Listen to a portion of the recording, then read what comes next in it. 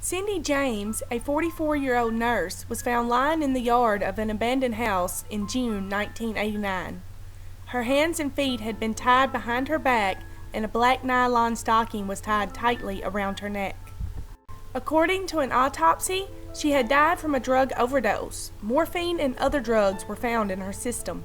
Despite the brutality of the scene, police in Vancouver concluded Cindy James committed suicide. For the past 7 years before her death, Cindy had reported nearly 100 incidents of harassment. This began just 4 months after she left her husband. She had received strange phone calls and her porch lights were smashed. She heard prowlers at night and her phone lines were cut. On 5 different occasions, Cindy was attacked physically. It seemed as though someone was after her. Police began to doubt Cindy's story because she seemed reluctant to give details. One evening, one of Cindy's friends stopped by her house for a visit and knocked on the door.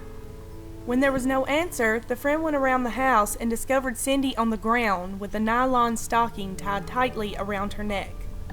Cindy said she had went out to the garage to get a box and someone grabbed her from behind. All she saw was white sneakers.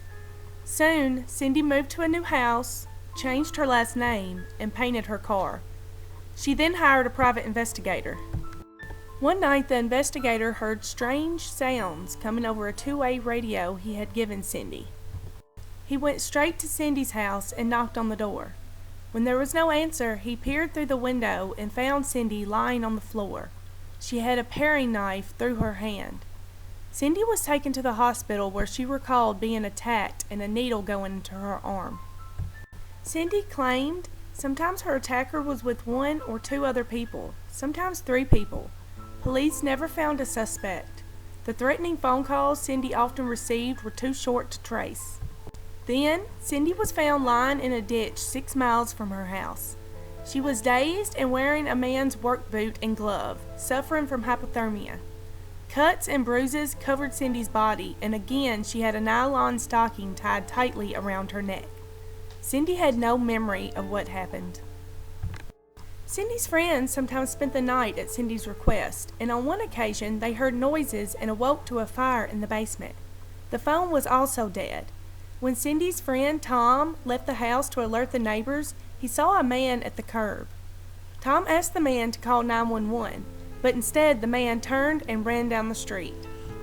It is believed by Cindy's family that Cindy might have known her attacker and feared that her family would be killed if she gave police any information. The police again suspected Cindy of staging everything.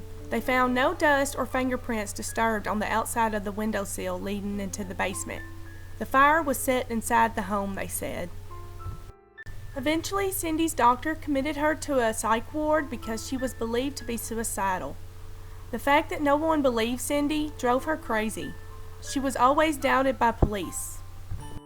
10 weeks later, Cindy left the hospital. She told her family she knew who her attacker was, and if the police could not solve it, she would. On May 25, 1989, a full 6.5 years after the first threatening phone call, Cindy disappeared.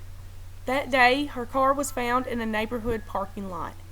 Inside the car was a wrapped gift and groceries.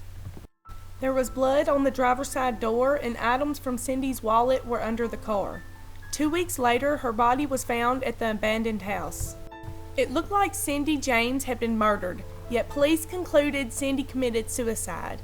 How could she have tied herself up with hands and feet bound behind her back?